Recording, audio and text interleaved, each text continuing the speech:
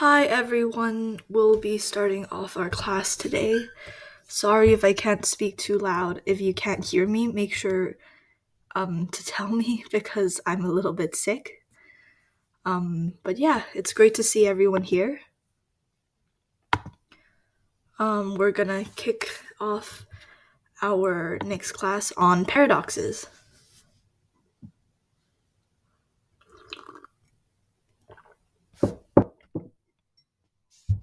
Can everyone hear me, actually?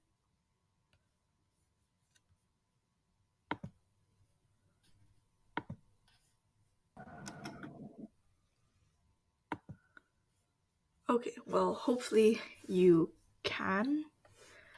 So, paradoxes. Does anyone know what a paradox is? Has anyone heard any examples of paradoxes? I want to hear from you guys first.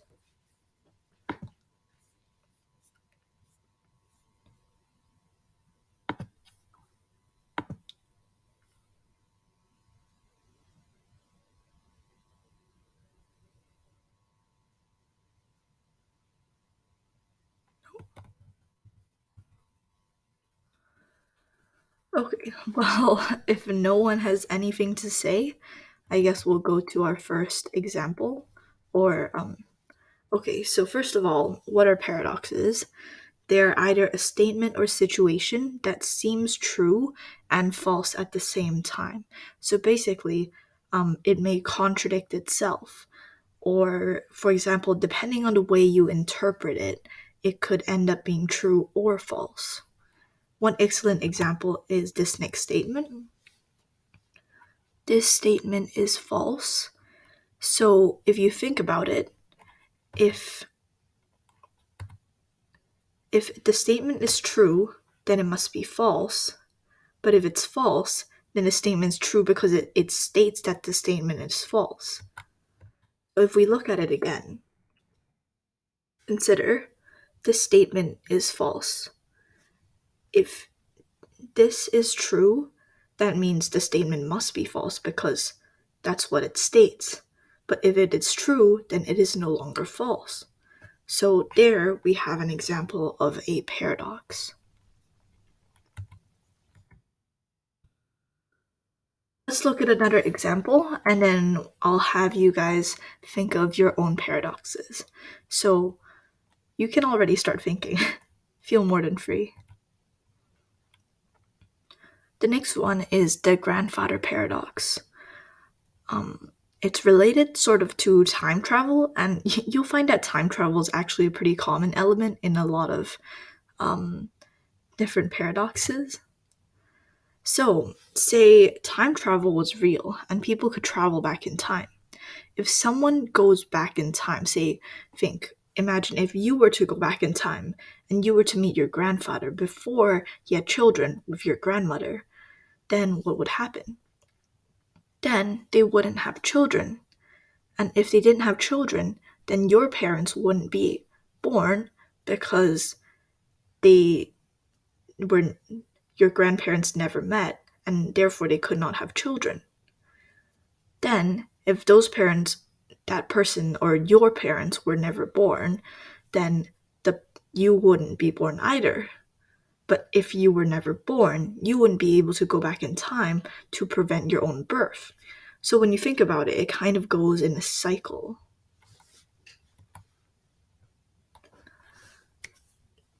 Maybe you found that confusing, but I hope you also found that interesting.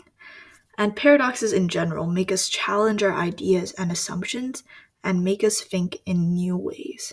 So now I'd like you guys to come up with your own examples of different paradoxes and feel free to put them in the chat.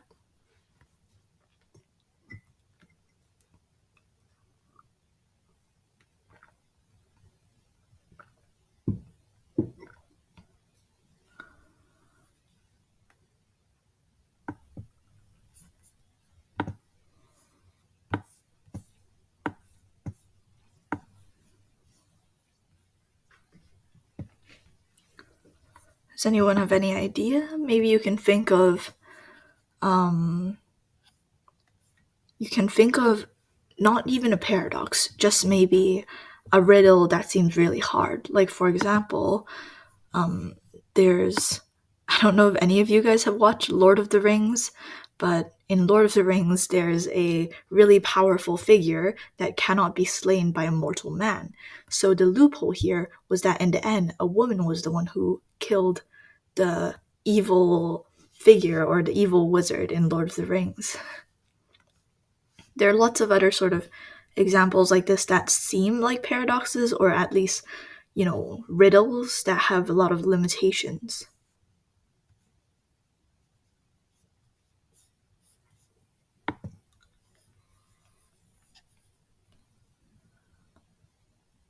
Mm.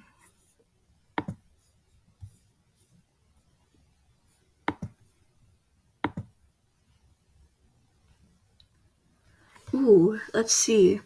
Thank you for submitting what you think is a paradox, and let's see how it works. The more you try to impress people, the less likely they are to be impressed. That does work like a paradox, because normally you'd think that trying to impress people would make them impressed. But the more you try, the less likely they are to be impressed.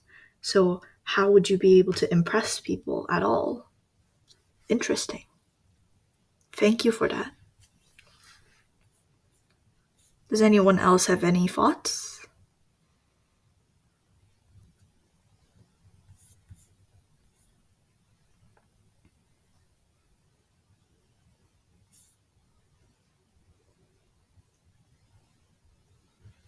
All right, I'll keep going forwards.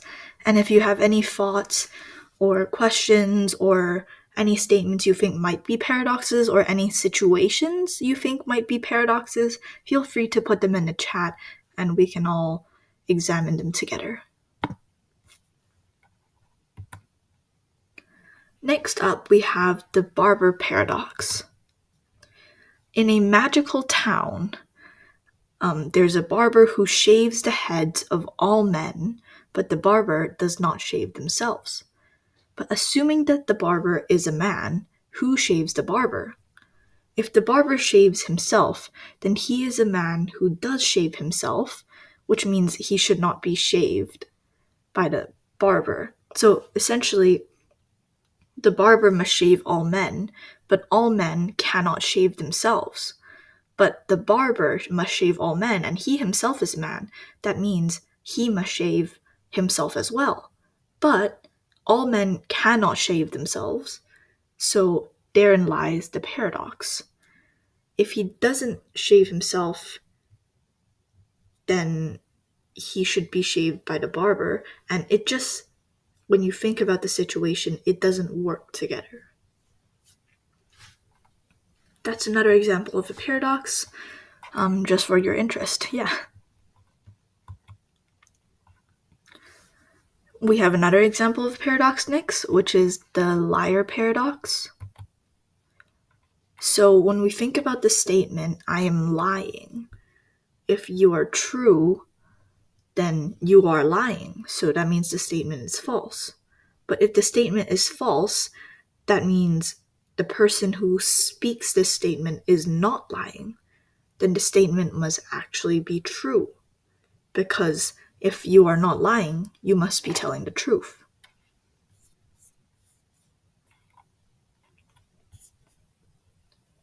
Does anyone have any new thoughts on paradoxes? All right. Paradoxes can also be applied to math. So, one example is Zeno's paradox, who is a Greek philosopher that said, whenever you move, it is an illusion.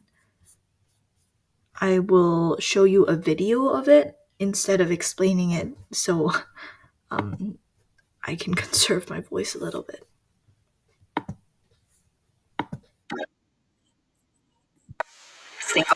Oh, sorry about that.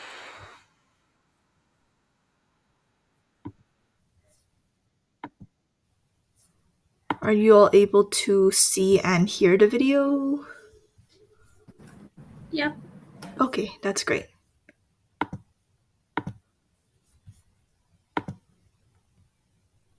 All right.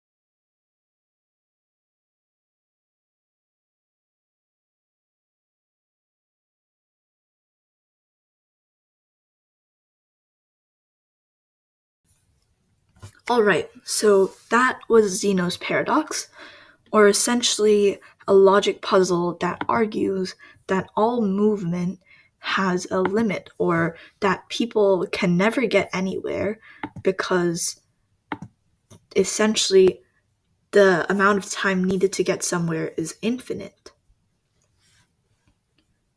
But we know in real life that you can actually go places, right? So, this is an example of how logic can be used to support an argument that isn't actually true or doesn't actually work.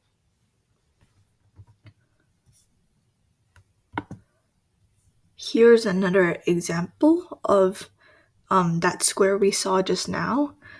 Illustrated this way, you can tell that the it will take exactly 1 hour for his journey. And if you think about it as if half of the journey takes half an hour, then the other half of the journey will also take half an hour. So combined, they would take 1 hour in total. So this basically disproves the paradox, which also means that there are ways to sort of unwrangle these complex problems. Another, other than time travel, there's also another really common component in paradoxes, which is the concept of infinity. Infinity is boundless, endless, and limitless. It's essentially the largest value that can exist, or if you go the opposite direction on the number line, the smallest value that can exist. At the end of the 19th century, a mathematician named Georg Cantor deepened mathematical understanding by developing infinite sets and numbers. What this essentially means is that you can write out a super long list of every single number from 0, 1, 2, 3, 4, and then larger and larger and larger until it never ends. And then you can match each number to, say, multiply every single value in that infinite set of numbers by 2. Then you would have 0 equals to 0 because 0 times 2 is equal to 0. 1 times 2 would give 2, sorry. 2 times 2 would give 4, and 8, and 6, and 8, and 10, and so on, all the way until infinity. By matching these two sets of numbers to each other, you can describe it as countable infinity because every single value, n, within the infinite set of numbers can be matched to another number in another infinite set. That means they're countable relative to one another. You also have the uncountable infinity, which can be represented by the infinite sign, which I'm not sure if I can draw here. It essentially looks like an 8 flipped over. I'm pretty sure you've seen it elsewhere before. Yeah. So infinity, essentially there's countable and uncountable infinity, and it's limitless, meaning it goes all the way up and up and up. To learn a little bit more about infinity, I found another sort of presentation on another paradox which uses the concept of infinity. I don't know if you guys have seen this one before, but it's quite a popular video. I'm sorry for that.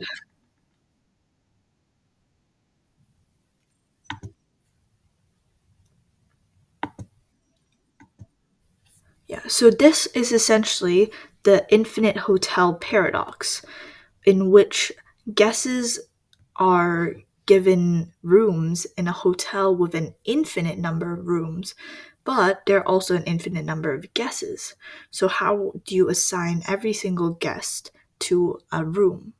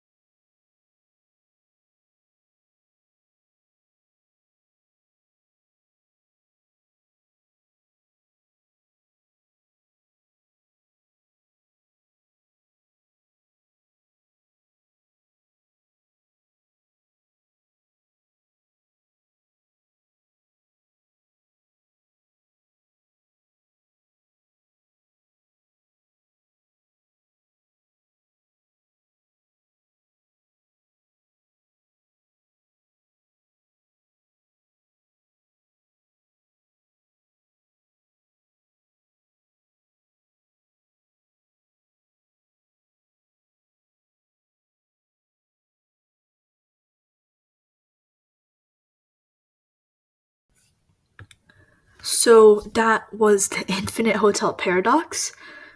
It's quite a difficult concept to wrap your head around, but it also introduces one of the ways that infinity can be sort of evaluated.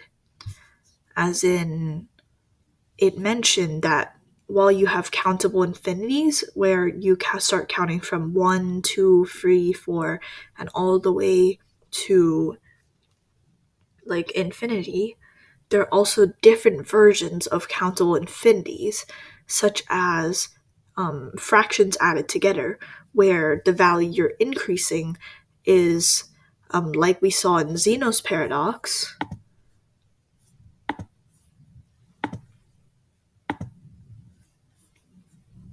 as we saw in Zeno's paradox, it starts from 1 over 2 to 1 over 4 plus 1 over 8 plus 1 over 16 plus 1 over 32 all the way to infinity. And the denominator, or 2, 4, 8, 16, 32, 64, these are all powers of 2, as you saw in the video. What that means is 2 times itself one time gives you 2 times 2 gives you 4. 2 times 2, which is 4, multiplied by 2 again gives you 8. 8 multiplied by 2 again gives you 16. 16 multiplied by 2 gives 32. 32 multiplied by 2 gives you 64, and so on. And I'm not sure if you've seen the really popular game 2048, but it's essentially based off of this concept.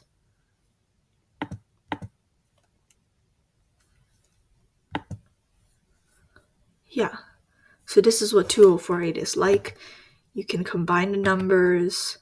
See, 2 and 2 gives you 4. If I move 2 here again, and I combine the 4s, you get 8. And then, if we move the values upwards again, we can get another 8 here. And in there, we have 16. And if we manage to get another 16,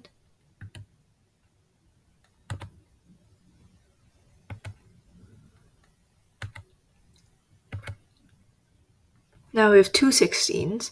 If we combine them, we get 32. We can keep going, and we'll get 64, and then 128, and then 256, and then 512, and then 1028, which is 2 to the power of 10, and finally 2 to the power of 11 will give you 2048.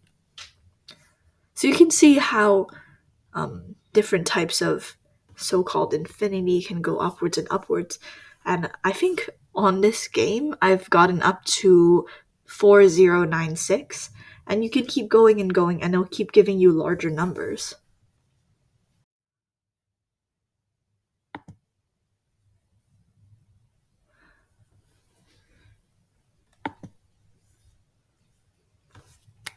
Yeah. So those are all examples of different types of paradoxes. And they might be confusing, they might be difficult, but they can also teach your brain to think in new ways. I should share the screen.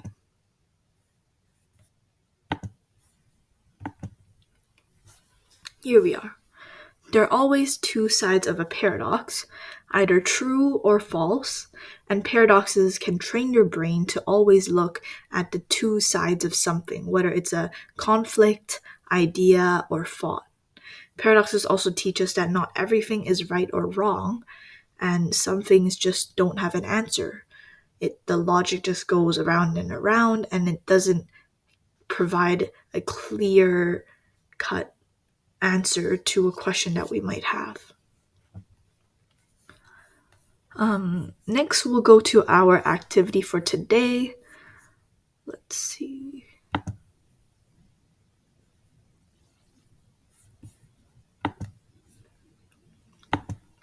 We're going to solve a riddle related to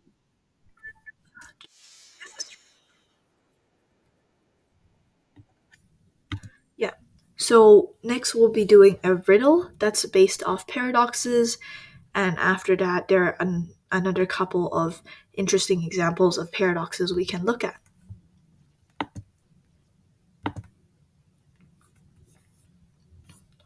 And as always, if you have any um, questions or if you have any thoughts on paradoxes, please share them in the chat. I'd love to hear all of them.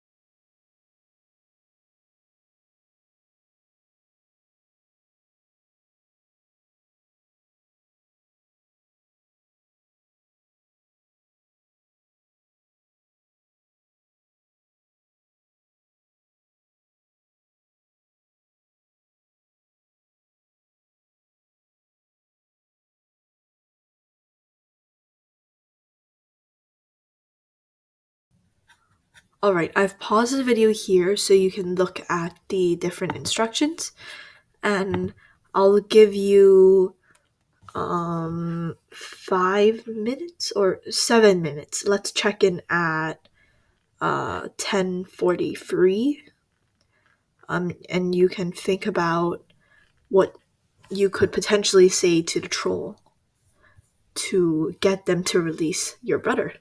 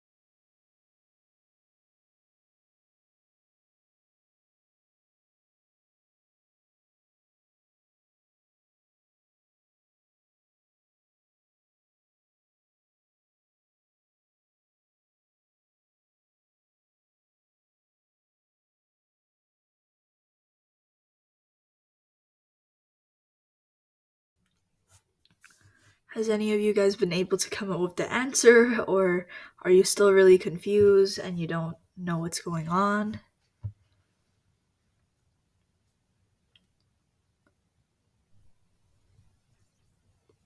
Does anyone need some extra time?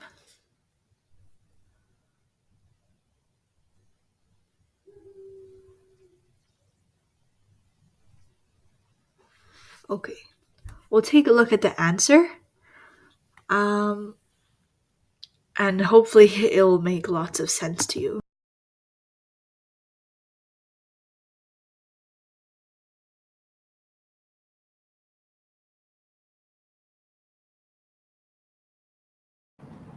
Okay.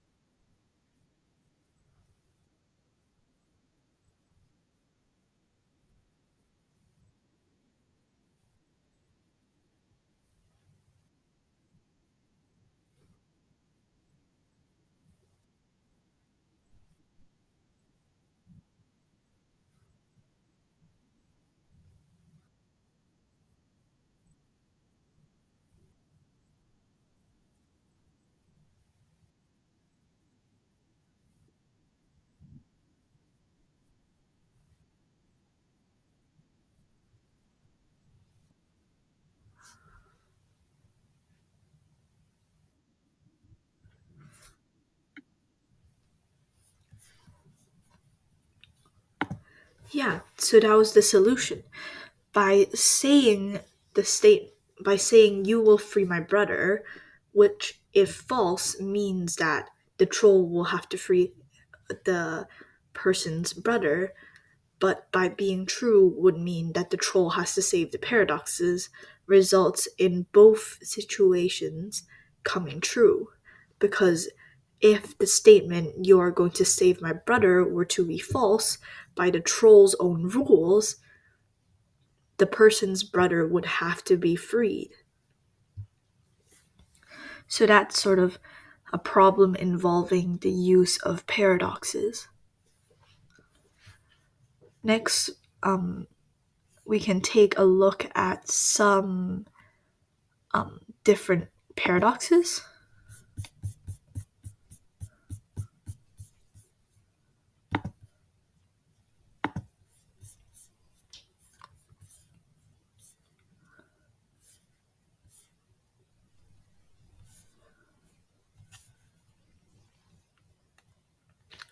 So, this is the bootstrap paradox, which is also quite a popular paradox, so you might have heard of it, in which essentially the paradox of time travel is used.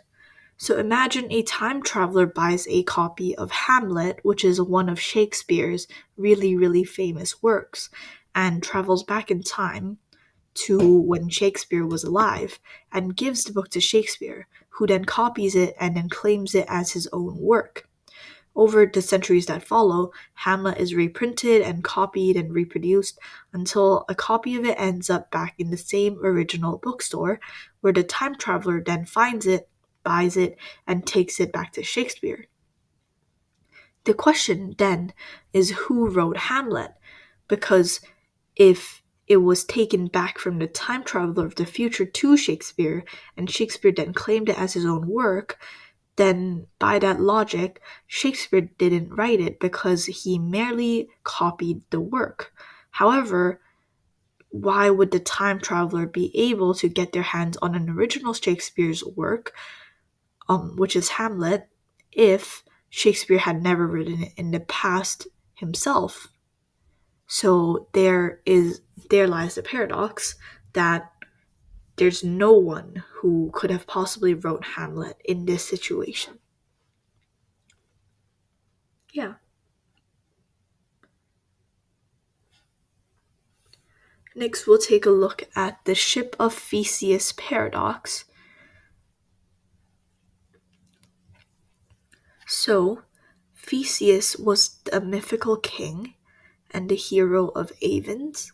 He sailed a lot, and his famous ship was eventually kept in the harbor as a memorial piece. However, the ship's wood began to rot, so those wooden pieces were replaced one by one. As time went on, more pieces needed to be replaced. The process of replacing rotten planks with new ones continued until the entire ship was made of new pieces of wood. So, is this completely refurbished vessel still the ship of Theseus because all the wood has already been replaced and changed? When you think a step further, if someone took all the discarded original pieces of wood and remade them into a ship, would this object then be Theseus's actual ship? Then, what about the restored ship sitting in the harbor? Which one is the original ship? This paradox questions how identity works. Like, for example, while you grow up, your mind changes and you have new thoughts, and maybe you decide that you want to change your personality. Then are you really still the same person as you were when maybe you were like 5 years old? Yeah, so this questions everything we know about identity and replacement, and there really isn't an answer to this either, which is why it's a great example of a paradox.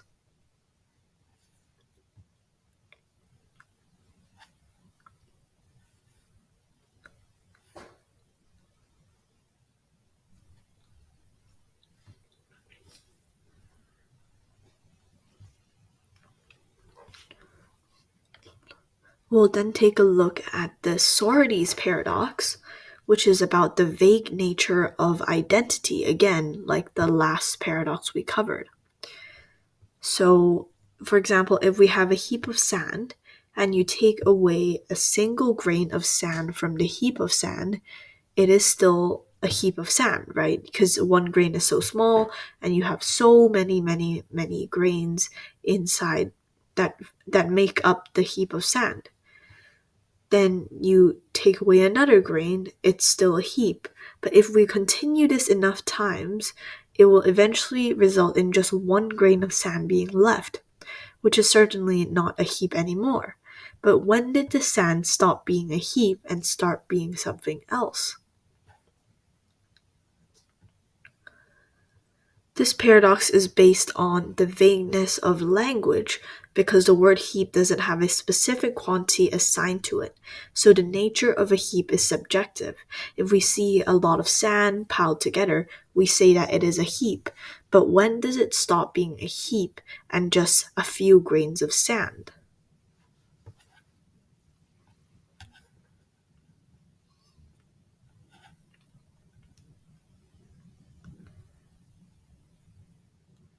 This paradox essentially it came from the Greek word soros, and it was a problem that dates back to um, Greek um, logicians and philosophers.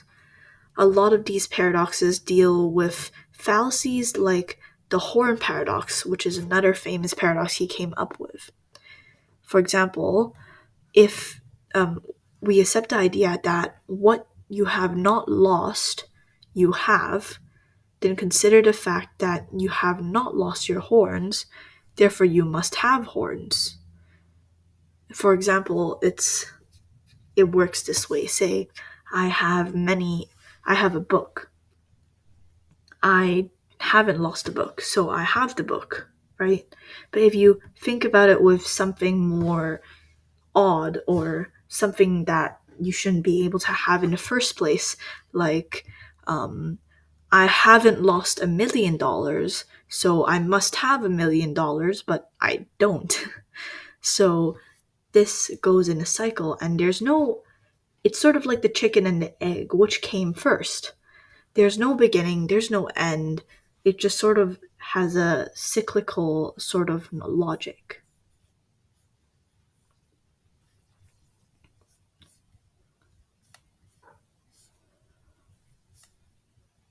We'll cover one more paradox, and I'll ask everyone again to try thinking of their own example of a paradox based off of all the ones we've seen today.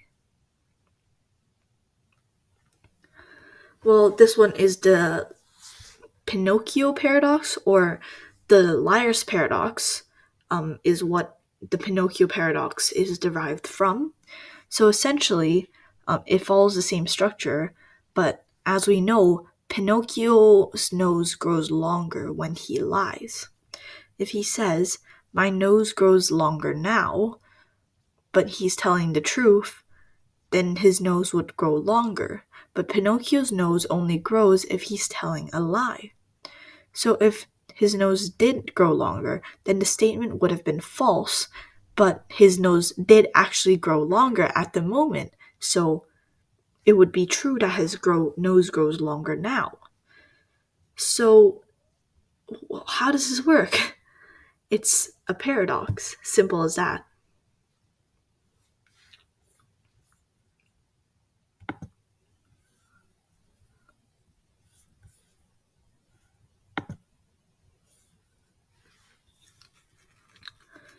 So those were a whole bunch of examples about paradoxes. And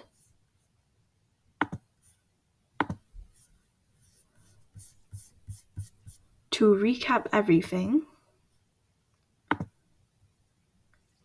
a paradox is essentially a self-contradictory statement, or a statement that doesn't make sense.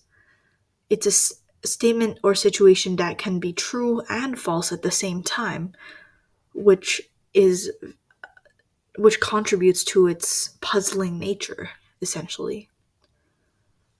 So I'd like to ask you guys again if you have any thoughts on what could be a paradox. Maybe, for example, you could come up with a variation of the liar's paradox, or maybe a variation of the grandfather paradox involving time travel, or a more difficult paradox involving infinity. I'll give you guys 3 minutes to think, and then we can all share our thoughts.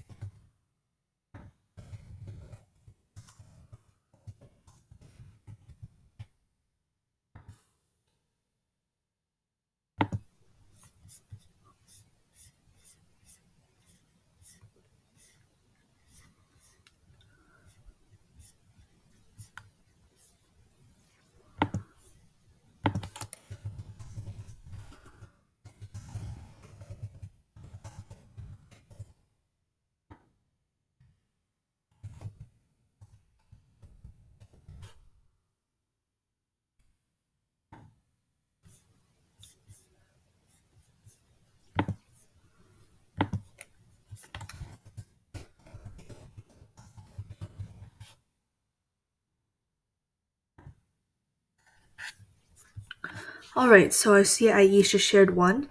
An example of a true paradox. Oh, yeah, Yasmin, what would you like to say?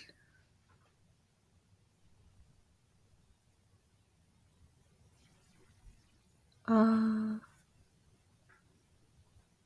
all right, we will. So, Aisha's example of a paradox was that the more you fail, the more likely you are to succeed. So, that's quite interesting, since if you fail, then you didn't succeed, but the more you fail, the more likely you are to succeed. That is a pretty good, yeah, that's a good example of a paradox. Although one may also argue that the more you fail in the past, the more likely you are to succeed in the future, which would resolve the paradoxical component of the statement. Still, it is a really good example, and thank you for sharing. Oh, Yasmin, that's okay. Don't worry about it. So, the beginning of the end. That's interesting. Yeah. It definitely does have paradoxical elements to it, but since it describes sort of the end as its own event and the beginning of the end as a whole event, it might not classify as a paradoxical situation, but it definitely is a well founded concept.